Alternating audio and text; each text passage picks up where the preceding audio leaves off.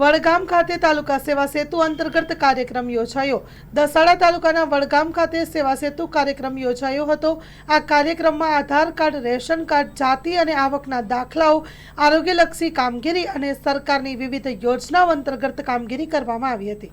દસાડા તાલુકાના વડગામ ખાતે આદરણિયાણા, જાડિયાણા, પાડીવાડા, પાનવા, ઝેઝરા, વિસાવડી, રોઝવા, સુરેલ, ફતેપુરા 10 ગામના અરજદારો આ સેવા સેતુ કાર્યક્રમનો લાભ લીધો હતો।